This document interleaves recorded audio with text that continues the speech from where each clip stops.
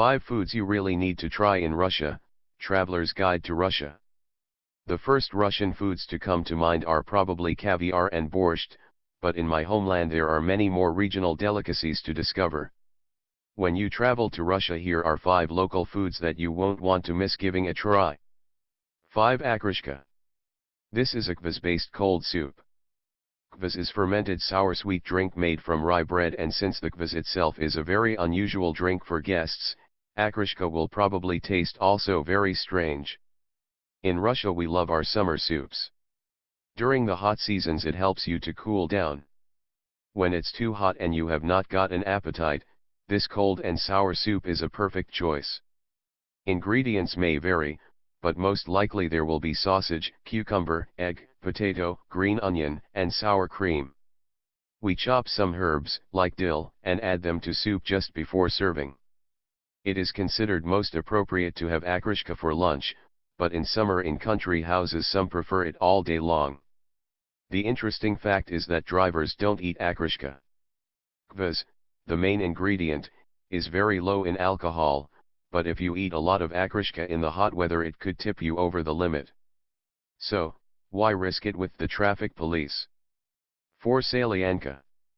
Salyanka means salty thing from the Russian sol, salt. It is a typical traditional leftover meal, like having cold Italian pizza the next day. Even as the name suggests, this soup has few special qualities other than the salt. There are key ingredients such as sausage and meat, potato, tomato, or tomato sauce. It also contains pickles and lemon. Some say this acts as antiseptic in case the leftover food is past its best. It is also traditionally made with olives and in some regions even with cheese, making it even a closer cousin of the pizza. Salyanka is usually taken with the short of vodka, to help you digest this weird leftover soup. 3. Serniki. This is fried quark or cheese pancakes, garnished usually with sour cream, jam, or honey. Serniki are made from creamy quark, mixed with flour, eggs and sugar, sometimes adding vanilla extract. The soft mixture is shaped into cakes, which are fried, generally in vegetable oil. The outside becomes crisp and the center is warm and creamy. They are sweet and served for breakfast or dessert. Their simplicity has made them very popular, not only in Russia but generally in Eastern Europe. The name serniki comes from the word syr, cheese in Russian. Serniki means cheese things or cheesecakes in Russian, although nowadays there are Western cheesecakes, which are entirely different and don't have a Russian translation. 2. Ikra. Ikra means caviar. Russians also use the word caviar, especially in the country's south. Here, on the Caspian Sea, there is up to 90% of the world's production of black caviar. The word caviar comes from Turkish havyar. There is black and red caviar. Red one is almost 10 times cheaper and therefore more affordable. 1 kilogram of red caviar is roughly $100, while black one is more than $1,000. But even the very expensive black caviar is a beloved Russian meal.